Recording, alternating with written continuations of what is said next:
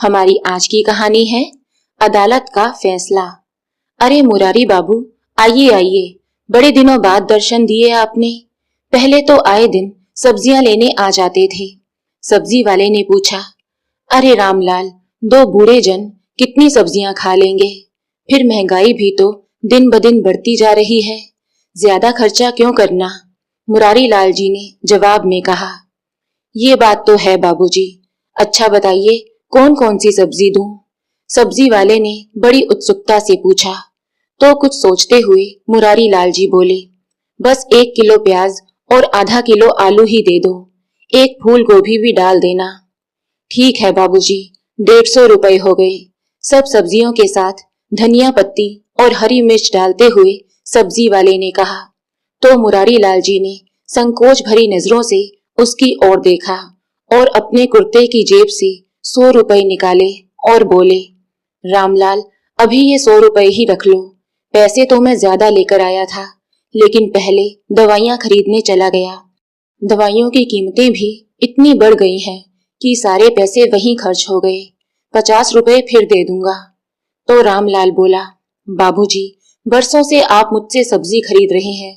आपसे कभी पैसे मांगे हैं मैंने? जब पैसे हों तब दे देना। अभी आप ये 100 रुपए भी रख लीजिए। अरे नहीं रामलाल, मैं 1-2 दिन में आता हूँ, कहते हुए मुरारी लाल जी सब्जियां लेकर घर वापस लौट आए। आ गए आप? अरे ये क्या, आप तो पसीने से पूरी तरह भीग चुके हैं। पैदल गए थे क्या? मुरारी लाल जी की पत्नी सुगंधा जी ने पूछा। तो मुरारी लाल जी ने हाँ में सिर हिला दिया। फिर सुगंधा जी बोली, कितनी बार आपको कहा है कि ऑटो कर लिया करो, लेकिन आप मानते कहाँ हैं। और ये क्या, आप तो सब्जियां लेने गए थे, बस आलू प्याज लेकर वापस लौट आए। और क्या करता सुगंधा, जेब में सिर्फ 100 रुपए थे। ये सब्जियां भी उधार लेकर आया हूँ। अपनी इज्जत बचाने के लिए सब्जी वाले को भी झूठ बोलना पड़ा कि पैसे तो लाया था, पर दवाइयों पर खर्च हो गए। कहने को तो आईएएस बेटे का बाप हूँ, लेकिन जेब में फूटी कोड़ी भी नहीं। कहते कहते मुरारी लाल जी की आंखें नम हो गई। तो सुगंधा जी बोली, अरे पेंशन के पैसे खत्म हो गए थे तो अजय को फोन करके पैसे भेजने को कह देते। पेंशन आने में तो अभी 2-3 दिन बाकी हैं। लेकिन सुगंधा, उसे खुद भी तो समझना चाहिए ना कि माँ बाप के प्रति भी उसके कुछ कर्तव्य हैं। पेंशन के तौर पर जो 20,000 रुपए मुझे प्रति माह मिलते हैं, उसमें से भी 10,000 रुपए लोन की किस्त के रूप में चले जाते हैं। वो लोन जो मैंने कभी अपने बेटे की पढ़ाई के लिए लिया था, उसे मैं आज तक नहीं चुका पाया हूँ। और महंगाई इतनी है कि इतनी कम आय में इस महानगर में रहना नामुमकिन है। जिस बेटे का करियर बनाने के लिए हम लोगों ने अपनी इच्छाओं का गला घोट दिया, वही बेटा आज अपने माँ बाप को छोड़कर अपना अलग बंगला बनाकर उसमें ठाठ से रह रहा है। क्यों? क्या हमें बुढ़ापे में अपने बच्चों के साथ की जरूरत नहीं थी?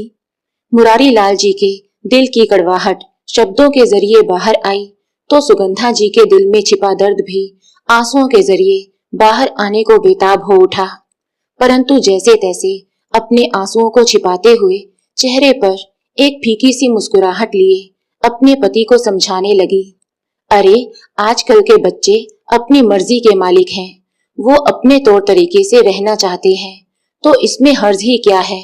बच्चे खुश रहें, माँ बाप की खुशी तो इसी में है। बस भी करो सुगंधा, क्यों अपने बेटे बहू की करतूतों पर पर्दा डालती हो? मुरारी लाल जी ने गुस्से से कहा। तो सुगंधा जी कुछ देर के लिए शांत हो गई और फिर उन्हें प्यार से समझाने लगी। अजी, मैं आपकी सब बातों को भली भांति समझती हूँ, लेकिन बड़े सयाने कह गए हैं कि जब किसी पर जोर ना चले तो खुद को समझा लेने में ही भलाई है। अब चलिए अपने बेटे को फोन लगाइए। मुरारी लाल जी के हाथों में मोबाइल देते हुए सुगंधा जी बोली और उनके पास सोफे पर बैठ गई। मुरारी लाल जी ने फोन लगाया, परंतु बेल जाती रही, किसी ने फोन नहीं उठाया। बहुत बार कोशिश करने के बाद आखिरकार उनके बेटे अजय ने फोन उठाया, परंतु इससे पहले कि मुरारी लाल जी कुछ कहते, अजय बोला, पिताजी, मेरे पास अभी बिल्कुल समय नहीं है, मैं आपसे कल बात करता हूँ। ऐसा कहकर उसने फोन रख दिया। क्या हुआ, फोन नहीं उठाया क्या? सुगंधा जी ने पूछा तो मुरारी लाल जी बोले, अरे नहीं, फोन तो उठाया था, लेकिन समय नहीं है तुम्हारे लाडले के पास। कहता है कल बात करूंगा। बड़ा अफसर है, होगा किसी जरूरी काम में। चलो मैं आपके लिए चाय बनाती हूँ। कहते हुए सुगंधा जी रसोई घर में चली गई। अगले दिन मुरारी लाल जी अपने बेटे के फोन का इंतजार करते रहे, लेकिन उसका फोन नहीं आया। ऐसा भी क्या बिजी है जो अपने माँ बाप को एक फोन तक नहीं कर सकता तुम्हारा बेटा? मुरारी लाल जी उदासी भरे स्वर में बोले। तभी उनका मोबाइल बज उठा तो सुगंधा जी ने कहा, देखा, इतना भी बुरा नहीं है हमारा बेटा जितना आप समझते हैं। अरे तुम्हारे बेटे का फोन नहीं है, हमारे पुराने पड़ोसी मिस्टर वर्मा है। कहते हुए मुरारी लाल जी ने फोन उठाया तो दूसरी ओर से आवाज आई, अरे भाई मुरारी लाल जी, कैसे हो? तबीयत तो ठीक है ना? हाँ हाँ सब ठीक है, मुरारी लाल जी ने कहा तो मिस्टर वर्मा बोले, अगर सब ठीक है तो कल पार्टी में क्यों नहीं आए आप लोग? ये बात सुनकर मुरारी लाल जी विस्मित स्वर में बोले, पार्टी? कैसी पार्टी? अरे भाई तुम भी कमाल करते हो, कल तुम्हारे बेटा बहू की मैरिज एनिवर्सरी थी। इतनी शानदार पार्टी दी थी उन्होंने। ये बात सुनकर तो मुरारी लाल जी को जैसे काटो तो खून नहीं, उनका पूरा शरीर सुन्न सा पड़ गया था। तभी मिस्टर वर्मा बोले, क्या हुआ मुरारी लाल जी, कहाँ खो गए? फिर खुद को संभालते हुए मुरारी लाल जी बोले, हाँ हाँ वो बच्चों ने बुलाया तो था, लेकिन मेरे सिर में बहुत दर्द था, इसलिए जाने का मन नहीं किया। और वैसे भी बाहर का खाना हमें कुछ खास अच्छा नहीं लगता। तो मिस्टर वर्मा बोले, वैसे एक बात तो माननी पड़ेगी मुरारी लाल जी, आज आपका बेटा जिस मुकाम पर पहुंच चुका है सब आपके बरसों की तपस्या का फल है। बड़े बड़े लोगों के साथ उठना बैठना है आपके बेटे का, और अब तो उसे नौकरी में और भी तरक्की मिल गई है। सब आपकी मेहनत का नतीजा है। मिस्टर वर्मा कहते जा रहे थे और मुरारी लाल जी नम आंखें लिए वो सब बातें सुनते जा रहे थे। कुछ देर मिस्टर वर्मा से बात करने के बाद जब मुरारी लाल जी ने फोन रखा तो सुगंधा जी आश्चर्यचकित होते हुए बोली, ये आप फोन पर झूठ क्यों बोल रहे थे? कल आपको सरदर्द कब हुआ? फिर मुरारी लाल जी ने एक गहरी सांस लेते हुए कहा, सुगंधा, कल हमारे बेटे बहू की मैरिज एनिवर्सरी थी। कल रात को हमारे अफसर बेटे ने 5 स्टार होटल में पार्टी दी है अपने दोस्तों और जान पहचान वालों को। इसी काम में व्यस्त होगा हमारा बेटा, जो हमसे बात करने के लिए भी उसके पास समय नहीं था। ये सुनकर सुगंधा जी हैरानी से बोली, अरे हाँ, कल तो 12 अगस्त थी।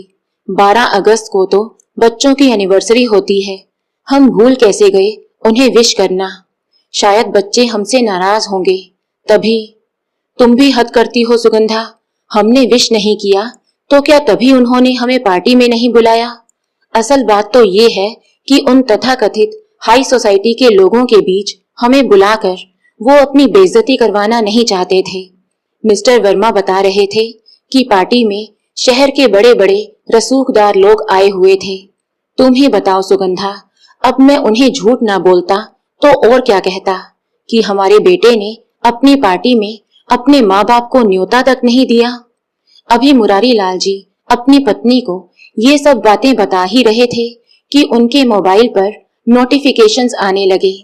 देखा तो मिस्टर वर्मा ने रात की पार्टी की कुछ तस्वीरें और वीडियो व्हाट्सएप पर शेयर की थी। सभी फोटोज और वीडियोस को देखकर मुरारी लाल जी और सुगंधा जी हैरान हो गए। पार्टी वाकई बहुत शानदार थी। बहुत बड़े बड़े मंत्री और सेलिब्रिटीज आए हुए थे। अजय के दोस्तों और जान पहचान के लोगों के अलावा उनकी बहू के माता पिता और अन्य रिश्तेदार भी पार्टी में शामिल थे। एनिवर्सरी सेलिब्रेशन में एक बहुत बड़ा केक रखा गया था। केक काटते समय बहू के माता पिता उन दोनों के साथ खड़े थे। ये सब देखकर मुरारी लाल जी और सुगंधा जी जैसे निशब्द से रह गए। अगले 2 दिन बड़ी मुश्किल से उन्होंने घर का खर्च चलाया। तीसरे दिन मुरारी लाल जी के हाथ में पेंशन आई तो सबसे पहले सब्जी वाले के पैसे देने चले गए। जैसे ही घर जाने के लिए वापस मुड़े तो हमेशा की तरह रास्ते में फलों की एक दुकान पर रुक गए। जैसे ही अंदर गए तो दुकानदार, जिसका नाम सोहन था, अपनी कुर्सी से उठकर उनके पैर छूने लगा तो मुरारी लाल जी ने उसे अपने गले से लगा लिया। कैसे हैं आप काका? दुकानदार ने पूछा तो मुरारी लाल जी बोले, अच्छा हूँ, बहुत दिनों से तुमसे मुलाकात नहीं हुई थी तो मिलने चला आया। काम धंधा तो ठीक चल रहा है ना? हाँ काका, आपकी मेहरबानी और ऊपर वाले की कृपा से सब कुछ बहुत अच्छा है। कहते हुए सोहन मुरारी लाल जी के लिए फल डालने लगा। अरे नहीं बेटा, फलों की जरूरत नहीं है। अरे काका, खाया पिया करो, कमजोर होते जा रहे हैं।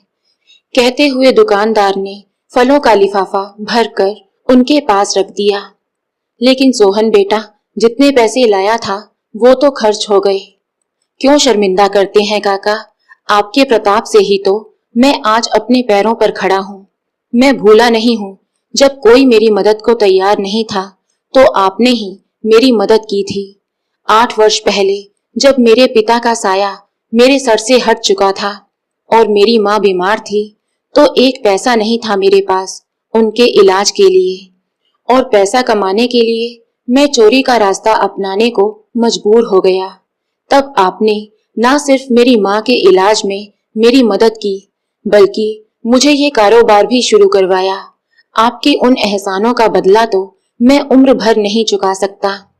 कुछ देर सोहन के साथ हालचाल बांटकर मुरारी लाल जी अपने घर वापस लौट आए। कुछ दिन यूं ही बीत गए।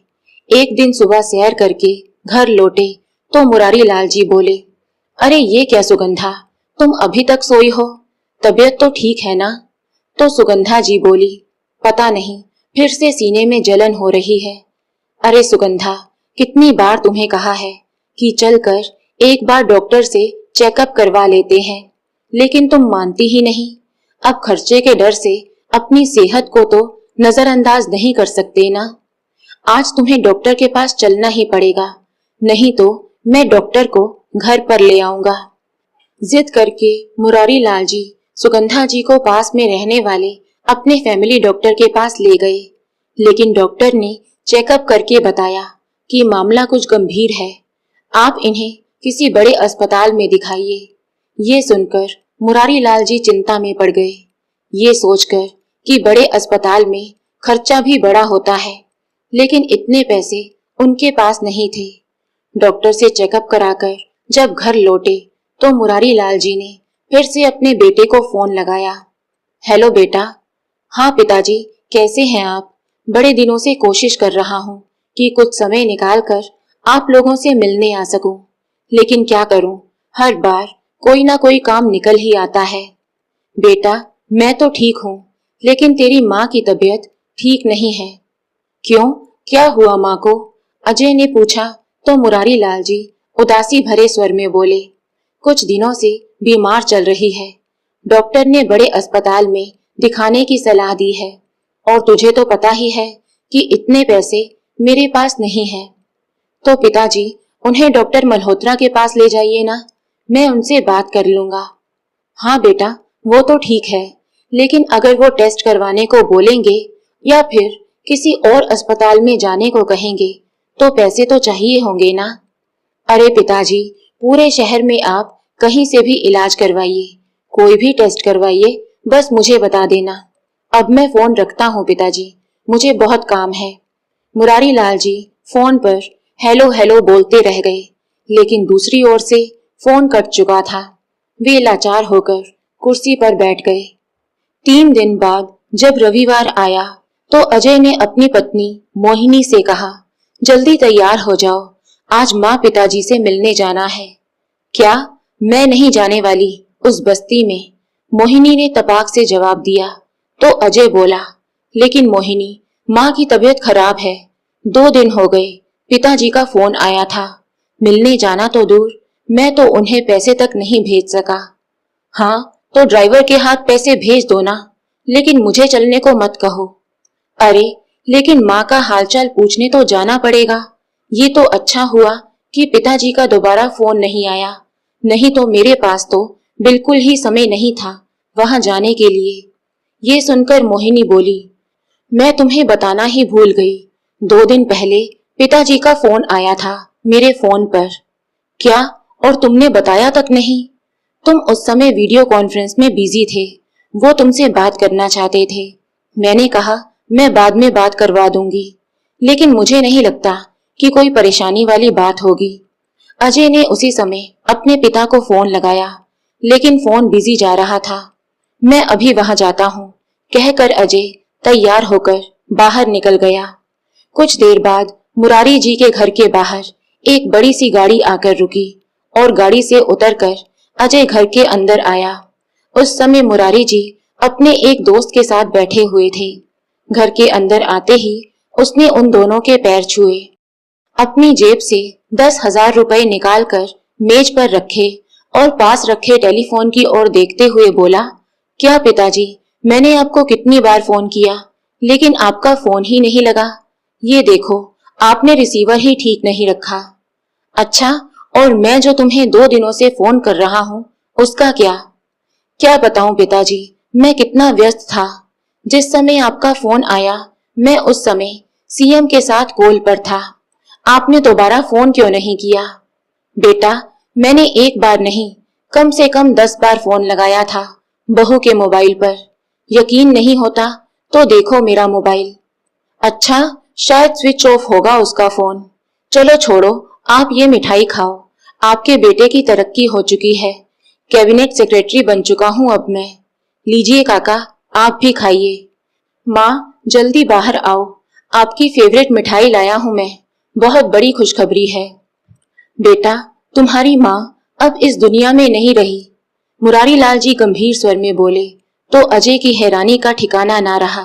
सिर्फ तुम्हारी लापरवाही के कारण मेरी सुगंधा हमेशा हमेशा के लिए, कहते हुए मुरारी लाल जी की आंखें आंसुओं से भर आई। क्या? ये क्या कह रहे हैं आप? तभी मुरारी लाल जी के दोस्त भूषण जी ने कहा, बेटा, तुम्हारे पिता ने डॉक्टर मल्होत्रा से सलाह ली तो उन्होंने अच्छे अस्पताल में जाने को कहा, लेकिन बड़े अस्पताल वालों ने बिना पैसे के तुम्हारी माँ को एडमिट नहीं किया। तुम्हारा ये बूढ़ा बाप अस्पताल वालों के सामने गिड़गिड़ाता रहा, लेकिन पैसे जमा करवाए बिना वो इलाज शुरू करने को तैयार ही नहीं थे। ये सब सुनकर अजय के होश उड़ गए। वो अपना सिर पकड़कर बैठ गया। उसकी लापरवाही के कारण ही आज उसकी माँ इस दुनिया में नहीं थी। फिर स्वयं को संभालते हुए बोला, और माँ का अंतिम संस्कार? अंतिम संस्कार भी परसों ही हो चुका है। फिर रोते हुए अजय बोला, ऐसा कैसे हो सकता है, आपने मुझे बताया तक नहीं। हाँ बेटा, मेरे पास यहाँ बहुत लोग हैं मेरी मदद के लिए। तुम जाओ अपने घर, जब हमें जरूरत थी तब अगर तुम वहां होते तो आज सुगंधा हमारे साथ होती।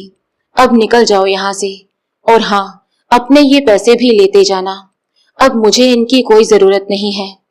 उसके बाद अजय उदास भाव से अपने घर वापस लौट आया। पिताजी मेरे साथ ऐसे कैसे कर सकते हैं? मैं तो अपनी माँ के अंतिम दर्शन भी नहीं कर पाया। अजय की इस बात पर उसकी पत्नी मोहिनी बोली, लेकिन पिताजी ने उनका संस्कार इतनी जल्दी क्यों कर दिया? मोहिनी, अगर तुमने फोन उठाया होता तो ये नौबत ना आती। ये देखो, तुम्हारे फोन में 10 मिस्ड कॉल्स हैं। लेकिन अजय, ये कॉल्स किसी अननोन नंबर से आई हैं। मुझे कैसे पता चलेगा कि फोन किसका है? 2 दिन बीते तो अजय के पास उसके ससुर का फोन आया। मोहिनी ने फोन उठाया तो आवाज आई, बेटी, जल्दी से टीवी ऑन करो। लेकिन हुआ क्या? सवाल मत पूछो मोहिनी, न्यूज चैनल लगाओ। मोहिनी ने जल्दी से टीवी चलाया तो सामने खबर आ रही थी, अदालत ने आज एक अभूतपूर्व निर्णय लिया है। एक औरत जिसकी मृत्यु हार्ट अटैक के कारण हुई है, उसके पति ने अपने बेटे पर उसकी हत्या का आरोप लगाया है और कोर्ट ने भी पुलिस को एफआईआर दाखिल करने का आदेश दे दिया है। और जिस पर हत्या का आरोप लगा है वो और कोई नहीं बल्कि कैबिनेट सेक्रेटरी अजय कुमार है। ये सुनकर तो अजय और मोहिनी की हवाइयां ही उड़ गई। फिर स्क्रीन पर दिखाई दिए मुरारी लाल जी, तो बताइए सर, जब आपकी पत्नी की मृत्यु हार्ट अटैक से हुई है तो आपने अपने बेटे पर हत्या का आरोप कैसे लगाया? जी मैडम, ये एक हत्या ही है। मेरी पत्नी की मृत्यु मेरे बेटे की लापरवाही के कारण हुई है। अगर मेरी पत्नी को समय से इलाज मिल जाता तो वो आज जिंदा होती। मेरा मानना है कि आज बहुत से बुजुर्ग ऐसी ही समस्याओं से गुजर रहे हैं और मैं इस बात का माननीय कोर्ट का आभारी हूँ जो उन्होंने मुझे इन समस्याओं को सामने लाने का मौका दिया। मुझे पूरा यकीन है कि मुझे न्याय जरूर मिलेगा। ये देखकर तो मोहिनी का मुंह खुला का खुला रह गया और अजय को तो जैसे काटो तो खून नहीं। जब मुरारी लाल जी घर लौटे तो उनके पास फोन आया। हेलो पिताजी, आप मेरे साथ ये सब कैसे कर सकते हैं? फिर मुरारी लाल जी बोले, बेटा अब तो कोर्ट में ही बात होगी, और फोन रख दिया। फिर मुरारी लाल जी अपनी आराम कुर्सी पर बैठ गए और आंखें बंद की तो आंसुओं से सराबोर आंखों से आंसू निकलकर उनके झुर्रीदार गालों को भिगो गए। धीरे धीरे इस केस की खबर पूरे शहर में आग की तरह फैलने लगी और इस कारण अजय को नौकरी से सस्पेंड कर दिया गया। अब मुकदमा कोर्ट में गया तो मुरारी लाल जी ने अपना केस खुद ही लड़ने का फैसला किया। हालांकि अपनी मदद के लिए उन्होंने वकील हायर किया था। कार्यवाही शुरू की गई तो मुरारी लाल जी ने सबसे पहले अपने फैमिली डॉक्टर को बुलाया और पूछा, जिस दिन मैं अपनी पत्नी को आपके पास चेकअप के लिए लेकर आया था उस दिन क्या क्या हुआ था, आप सबको बता दीजिए। तो फिर डॉक्टर ने कहा, जिस दिन उन्होंने सुगंधा जी का चेकअप किया था तो मुरारी लाल जी को बताया था कि उन्हें माइल्ड हार्ट अटैक आया है और उन्हें किसी अच्छे अस्पताल में दिखाने की सलाह दी थी। मुरारी लाल जी के पास फीस के भी पूरे पैसे नहीं थे, इसलिए मैंने उनसे कहा था कि आप पैसे बाद में दे देना। इस बात पर मुरारी लाल जी ने कहा, अब आप ही बताइए जज साहब, अगर मेरे पास डॉक्टर की फीस के भी पैसे नहीं थे तो मैं अपनी पत्नी का इलाज बड़े अस्पताल में कैसे करवाता। इसके बाद मुरारी लाल जी ने एक और डॉक्टर को बुलाया और जज साहब को बताया कि ये उसी अस्पताल के डॉक्टर हैं जिस अस्पताल में वे अपनी पत्नी को इलाज के लिए लेकर गए थे। फिर अस्पताल के डॉक्टर ने अपनी गवाही में कोर्ट को बताया कि जब मुरारी लाल जी अपनी पत्नी को लेकर आए थे तो उनके पास अपनी पत्नी के इलाज के लिए बिल्कुल भी पैसे नहीं थे, इसलिए डॉक्टर ने इलाज करने से मना कर दिया क्योंकि ये अस्पताल के प्रोटोकॉल के खिलाफ था। मुरारी लाल जी ने मुझे बताया कि उनका बेटा आईएएस ऑफिसर है, वो अगले दिन आकर पूरे पैसे चुका देगा।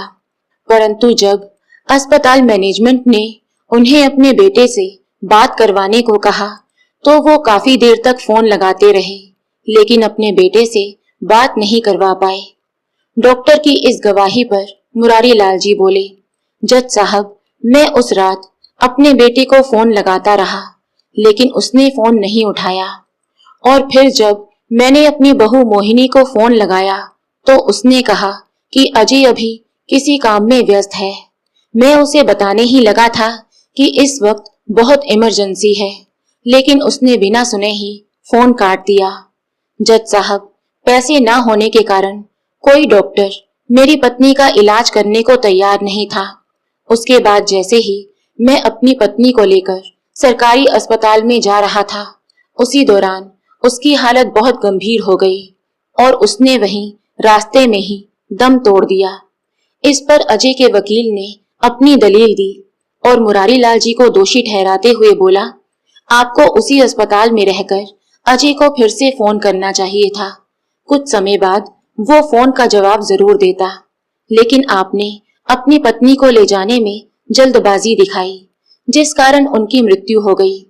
फिर मुरारी लाल जी गुस्से से बोले, एकदम गलत। पूछिए डॉक्टर साहब से कि मैंने वहां कितनी देर इंतजार किया और कितनी बार अपने बेटे को फोन लगाया। जब कहीं से कोई मदद नहीं मिली तभी मैं अपनी पत्नी को सरकारी अस्पताल में लेकर जा रहा था कि शायद उसकी जान बच सके। अगर इससे ज्यादा इंतजार करता तो केवल इतना ही फर्क पड़ता कि मेरी पत्नी सड़क की बजाय अस्पताल में मर जाती। इन सब बातों को सुनने के बाद जज साहब ने अगली हियरिंग के लिए तारीख दे दी। जैसे ही सुनवाई खत्म हुई और मुरारी लाल जी बाहर निकले तो मीडिया वाले उनका इंटरव्यू लेने को तैयार खड़े थे, क्योंकि एक आम आदमी होते हुए भी जिस तरह की दलीलें उन्होंने पेश की थी, बड़े बड़े वकील भी उसके आगे घुटने टेक दें। अगली सुनवाई में जज साहब ने मुरारी लाल जी से पूछा कि आखिर आप इस केस से चाहते क्या हैं? तो मुरारी लाल जी ने कहा कि उन्हें 2.5 करोड़ रुपए की रकम चाहिए। ये बात सुनकर जज साहब बोले, लेकिन इतने रुपए ही क्यों? तो मुरारी लाल जी ने कहा, क्योंकि मैंने आज तक जितने भी पैसे अपने बेटे पर खर्च किए हैं वो कुल मिलाकर 2.5 करोड़ रुपए की रकम बनती है। तभी अजय का वकील बोला, आप पागल हो गए हैं मिस्टर मुरारी, आप जानते भी हैं आप क्या कह रहे हैं? तो मुरारी लाल जी बोले, जब अजय 5 साल का था तब हमें पता चला कि उसे दिल की एक गंभीर बीमारी है जिसका इलाज ऑपरेशन से ही संभव था और जिस पर लाखों रुपए का खर्च होना था। इतने पैसे मेरे पास नहीं थे तो अपने बेटे के इलाज के लिए अपने गांव की जमीन बेच दी। अगर आज वही जमीन मेरे पास होती तो उसे बेचने पर मुझे लाखों नहीं बल्कि करोड़ों रुपए मिलते। इसलिए मुझे उस जमीन की आज की कीमत जितनी रकम चाहिए अपने बेटे से, और इसके साथ साथ मुझे वो रकम भी चाहिए जो मैंने अपने बेटे की पढ़ाई पर खर्च की। अजय हमेशा से IAS बनना चाहता था, लेकिन इसके लिए उसे अच्छी कोचिंग की जरूरत थी। कोचिंग की फीस इतनी ज्यादा थी कि मैं उसे अफोर्ड नहीं कर सकता था, इसलिए उसकी पढ़ाई के लिए मुझे लाखों का लोन लेना पड़ा, जिसकी किस्त मैं आज तक चुका रहा हूँ। मेरी इतनी हैसियत नहीं थी, लेकिन फिर भी अपनी हैसियत से बाहर जाकर मेहनत करके अपने बेटे को बड़ा किया, और आज जब वो IAS ऑफिसर बन गया तो हमें उसी पुराने मकान में छोड़कर अपनी बीवी के साथ आलीशान बंगले में रहने लगा। उसके बाद वो हमारी सारी जिम्मेदारियों से मुक्त हो गया।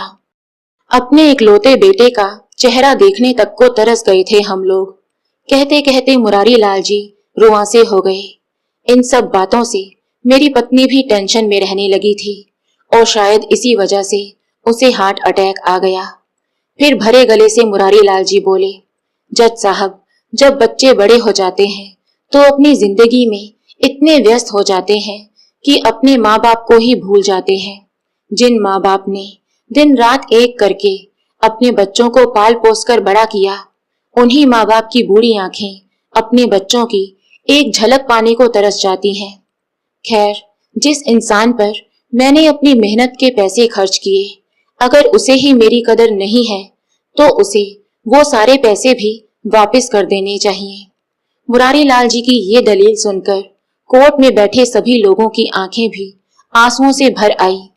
कोर्ट की सुनवाई के बाद अजय और मोहिनी थके हारे घर पहुंचे तो मोहिनी के पापा भी वहां पहुंच गए। मोहिनी किचन में चाय बनाने के लिए जाने लगी। तभी अजय ने कहा, मोहिनी, सच सच बताना, तुम्हें पता था ना कि अननोन नंबर से पिताजी ही फोन कर रहे थे? हाँ, मुझे पता था और मैं जानती थी कि अगर मैंने फोन उठाया तो पिताजी फिर से अपनी परेशानियों का दुखड़ा रोना शुरू कर देंगे, इसलिए मैंने फोन नहीं उठाया। लेकिन मोहिनी, सिर्फ तुम्हारी वजह से आज मैं इतनी बड़ी मुसीबत में फंसा हूँ। लेकिन इसमें मेरी कहाँ गलती है? जब उन्होंने पहली बार फोन किया था तब फोन मैंने ही उठाया था। क्या उस समय वो पूरी बात नहीं बता सकते थे कि माँ की तबीयत खराब है? फिर अजय अपने ससुर जी से बोला, पापा, मुझे लगता है कि जो पैसे मेरे पिताजी ने मांगे हैं मुझे उन्हें दे देने चाहिए। इस बात पर मोहिनी गुस्से से भड़कते हुए बोली, बिल्कुल नहीं। आज तक तुम्हारे पिता ने तुम पर जितने भी पैसे खर्च किए हैं वो उनका फर्ज था। सभी माँ बाप अपने बच्चों के लिए करते हैं। उन्होंने कुछ नया नहीं किया जो खर्च के पैसे मांगने निकल पड़े हैं। ऊपर से हमारी जमाने भर में बेइज्जती करवा कर रख दी। मैं तुम्हें बता देती हूँ, जितनी बदनामी हमारी हुई है ना, अब तो मैं उन्हें एक पैसा भी नहीं देने दूंगी। शट अप मोहिनी, बकवास बंद करो अपनी। मैं पहले ही बहुत परेशान हूँ। अजय गुस्से से चिल्लाया तो उसके ससुर जी बोले, मेरे पास एक प्लान है जिससे सांप भी मर जाएगा और लाठी भी नहीं टूटेगी। कैसा प्लान पापा? अजय ने पूछा तो उसके ससुर जी ने उसे अपनी तरकीब बताई, जिसे सुनकर मोहिनी के चेहरे पर एक कुटिल मुस्कान आ गई। अजय को भी आइडिया पसंद आया तो उसके ससुर जी ने अपने मोबाइल से कहीं बात की और फिर फोन काटते हुए बोले, बस अगली हियरिंग में बाजी पलटी ही समझो। कोर्ट की अगली हियरिंग के लिए जब मुरारी लाल जी कोर्ट में पहुंचे तो वहां खड़े सभी पत्रकार अपने अपने चैनल के लिए न्यूज बनाने लगे। तभी मुरारी लाल जी के कानों में एक पत्रकार की आवाज आई, ऐसे बेटे को तो फांसी की सजा होनी चाहिए जिसके कारण उसके पिता को इतना दुख झेलना पड़े। ये सुनते ही मुरारी लाल जी बोले, अजय मेरा बेटा है। ये केस करने के पीछे मेरा सिर्फ एक ही मकसद है कि मैं उसे एक सबक सिखा सकूं, और केवल उसे ही नहीं बल्कि आज की पीढ़ी को भी, जो ये समझती है कि बूढ़े लोग पुराने और बेकार हो चुके फर्नीचर की तरह है या फिर एक कबाड़ की तरह है। कार्यवाही शुरू हुई तो अजय के वकील ने खुद अजय को ही कटघरे में बुला लिया और उसने बयान दिया कि उसके पिता मुरारी लाल जी को भूलने की बीमारी है। ये सुनकर मुरारी लाल जी की हैरानी का ठिकाना ना रहा। उसके बाद अजय के वकील ने मुरारी लाल जी के वकील से भी पूछताछ की और जब उनसे मुरारी जी के भूलने की बीमारी की बात पूछी तो उसने भी झूठी गवाही दे दी कि मुरारी जी बहुत सी बातें भूल जाते हैं। ये सुनकर मुरारी जी को बहुत गुस्सा चढ़ा। वो समझ गए थे कि उनके वकील का ईमान बिक चुका है और वो विरोधी खेमे में शामिल हो चुका है। लेकिन मुरारी जी इस स्थिति के लिए भी पूरी तरह से तैयार थे। वो उसी समय खड़े हुए और अपने वकील से ही बोले, वकील साहब, आपने सही कहा, मुझे भूलने की बीमारी है। मुझे तो ये भी याद नहीं कि मैंने ये केस किस दिन फाइल किया था, लेकिन आपको तो याद होगा ना। मुरारी लाल जी की ये बात सुनकर वकील हड़बड़ा उठा और दिमाग पर जोर डालते हुए बोला, शायद 17 या 18 सितंबर। जी नहीं, 20 सितंबर। अच्छा ये बताइए कि केस की सुनवाई कौन कौन सी तारीख को हुई? मुरारी लाल जी ने पूछा तो वकील बोला, मेरी डायरी में सब लिखा है, अभी देखकर बता देता हूँ। अरे अरे, इतनी तकलीफ करने की जरूरत नहीं है। अगर आपको याद नहीं तो मैं बता देता हूँ। 24 सितंबर, 4 अक्टूबर, 15 अक्टूबर और आज 27 अक्टूबर। अच्छा ये बताइए कि हम दोनों अभी जिस टैक्सी में बैठकर आए हैं उस टैक्सी का नंबर क्या था? इस प्रश्न पर वकील हैरान रह गया। तो फिर मुरारी लाल जी बोले, चलिए मैं बता देता हूँ, MH05EL 5346। मुरारी लाल जी की बात पर अजय और मोहिनी के साथ साथ उनका वकील भी हैरान खड़ा रह गया। उन्होंने साबित कर दिया था कि उनकी याददाश्त बाकी लोगों से कहीं ज्यादा तेज है। इसके बाद जज साहब अपने फैसले पर पहुंच गए और बोले कि अजय निर्दोष है। भले ही वो अपने माता पिता के प्रति लापरवाह रहा हो, परंतु उसे अपनी मां की हत्या का दोषी करार नहीं दिया जा सकता। लेकिन आज तक जितने भी पैसे मुरारी जी ने अपने बेटे पर खर्च किए हैं, वो पैसे तो अजय को उन्हें वापस लौटाने होंगे। ये फैसला सुनकर मुरारी लाल जी की आंखों में आंसू आ गए और जज साहब के सामने हाथ जोड़ते हुए बोले, मैं जानता था कि अजय को कोई सजा नहीं होगी, परंतु मैं समाज में जागरूकता लाना चाहता था ताकि आज की पीढ़ी अपने माँ बाप की कद्र करे और उन्हें सम्मान दे। इसके बाद जब मुरारी लाल जी घर पहुंचे तो उनके दोस्त भूषण जी उनके पास आए और बोले, यार मुरारी, मैं तो तेरा बहुत शुक्रगुजार हूँ। मेरा बेटा जो बेंगलुरु में नौकरी करता है, महीने में 1 या 2 बार बड़ी मुश्किल से फोन किया करता था, लेकिन जब से तुमने अपने बेटे के खिलाफ केस दाखिल किया है, उसके बाद से वो मुझे दिन में 2 बार फोन करने लगा है। और तो और हर वीकेंड पर मिलने भी आता है। ये सुनकर मुरारी जी के चेहरे पर एक मुस्कान आ गई। 2 महीने बीते तो एक दिन अजय के पास एक फोन आया। हेलो बेटा अजय, जन्मदिन मुबारक हो। ये सुनकर अजय की हैरानी का ठिकाना ना रहा, क्योंकि ये आवाज किसी और की नहीं बल्कि उसकी माँ सुगंधा जी की थी। माँ आप जिंदा हैं? कहते हुए अजय की आवाज कांपने लगी। तो दूसरी ओर से मुरारी लाल जी बोले, हाँ बेटा, तुम्हारी माँ जिंदा है। वो हमें छोड़कर कहीं नहीं गई थी। मैंने ही दुनिया वालों के सामने झूठ बोला था। ये सुनकर अजय की आंखों में खुशी के आंसू आ गए और सामने खड़ी मोहिनी को समझ ही नहीं आ रहा था कि आखिर हो क्या रहा है। जब फोन रखा और अजय ने मोहिनी को ये बात बताई तो वो गुस्से से तमतमा उठी। अब मैं उन्हें दिखाऊंगी कि कोर्ट में किसी को कैसे घसीटा जाता है। ये तुम क्या कह रही हो मोहिनी? अजय बोला तो मोहिनी ने कहा, उनकी वजह से हमारी जितनी बदनामी हुई है तुम्हें अंदाजा भी है। हर सोशल मीडिया साइट पर हमें ट्रोल किया जा रहा है। बाहर निकलती हूँ तो लोग मुझे देखकर तरह तरह की बातें करते हैं। घर से बाहर निकलना भी मुश्किल हो गया है। अब मैं उन्हें जेल भिजवाऊंगी। मोहिनी शांत हो जाओ। बिल्कुल नहीं, अब तुम देखते जाओ मैं क्या करती हूँ। कहते हुए मोहिनी ने अपने पापा को फोन लगाया। अगले ही दिन पुलिस मुरारी लाल जी को गिरफ्तार करके ले गई और केस रीओपन हो गया। जैसे ही पुलिस सुनवाई के लिए मुरारी लाल जी को अदालत में लेकर गई तो मीडिया वाले बोले, अरे बाबा, आपने ऐसा क्यों किया? सब लोगों को आप पर कितना विश्वास था। तो मुरारी लाल जी मुस्कुराते हुए बोले, मैंने कुछ गलत नहीं किया है। सुनवाई के दौरान मुरारी लाल जी से सारी घटना की सच्चाई पूछी गई तो उन्होंने कहा, जब मेरी पत्नी को एक अस्पताल में इलाज देने से मना कर दिया गया तो मैं उसे ऑटो में बिठाकर दूसरे अस्पताल ले जाने लगा। सुगंधा बिल्कुल बेसुध हो चुकी थी और रास्ते में ही मैंने सोहन को फोन कर दिया। वो सोहन जिसकी मैंने बरसों पहले थोड़ी सी मदद की थी, वो तुरंत मेरी मदद के लिए वहां पहुंच गया, जबकि मेरा अपना बेटा जो मेरा खून था उसे मेरी परेशानियों से कोई सरोकार ही नहीं था। सोहन ने तुरंत अस्पताल में पैसे जमा करवा दिए और सुगंधा का इलाज शुरू हो गया। दूसरे दिन उसे अस्पताल से डिस्चार्ज कर दिया गया तो मैंने उसे सोहन के साथ उसके घर पर भेज दिया। लेकिन अजय से मैं अब भी नाराज था, क्योंकि उसके कारण आज उसकी माँ की मृत्यु भी हो सकती थी और उसे सबक सिखाने के लिए ही मैंने एक झूठा डेथ सर्टिफिकेट इशू करवाया ताकि मैं उसके खिलाफ एक केस फाइल कर सकूं।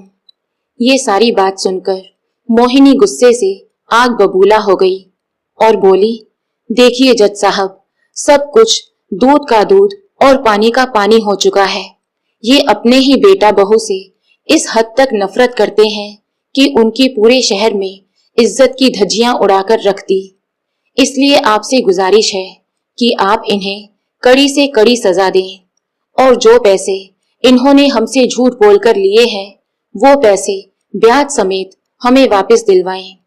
सुगंधा जी जो कोर्ट में बैठी सारी बातें सुन रही थी, अब चुप ना रह सकी और कटघरे में आकर बोली, हमारा बेटा अजय शादी के पूरे 5 साल के बाद पैदा हुआ था। इसे पाने के लिए हमने कितने व्रत रखे, कितनी पूजा की, उसके बाद भगवान ने हमारी सुनी। जिस बच्चे को हमने इतनी मन्नतों से पाया, इतने प्यार से पाल पोस कर बड़ा किया, उसे उसके पैरों पर खड़ा किया, तो क्यों हमें उससे नफरत होगी?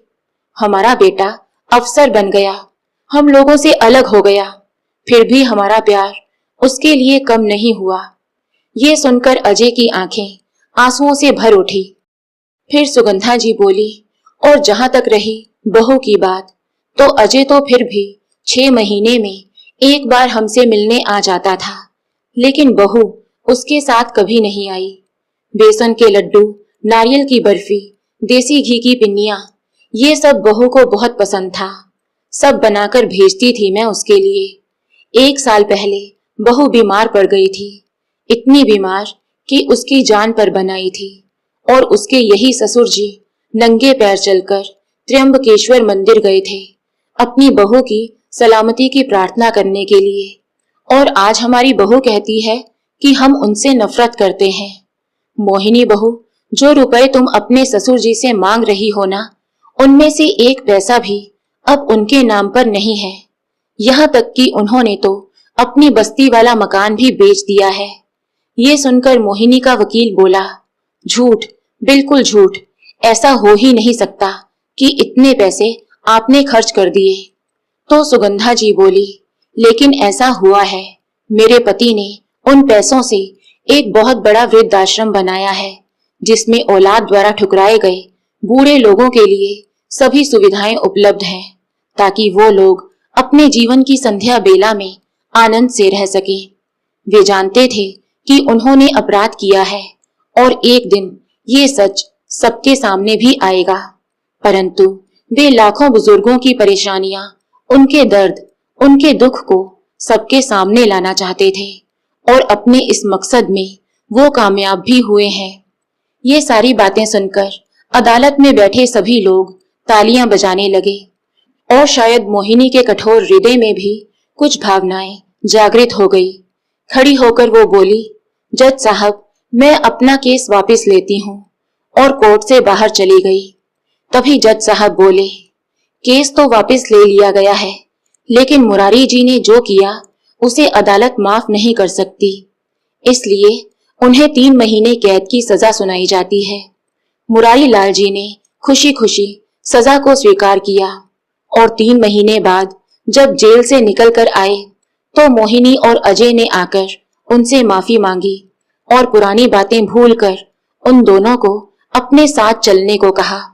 अपने बेटे बहू को तो मुरारी लाल जी ने माफ कर दिया था, लेकिन वे अब उनके साथ नहीं बल्कि अपने वृद्ध साथियों के साथ रहना चाहते थे। इसलिए वे अपनी पत्नी के साथ अपने वृद्धाश्रम में ही रहने चले गए। दोस्तों, ये कहानी नहीं बल्कि आज के जमाने की सच्चाई है, इसलिए इसे ज्यादा से ज्यादा शेयर करें। मिलते हैं एक नई कहानी के साथ।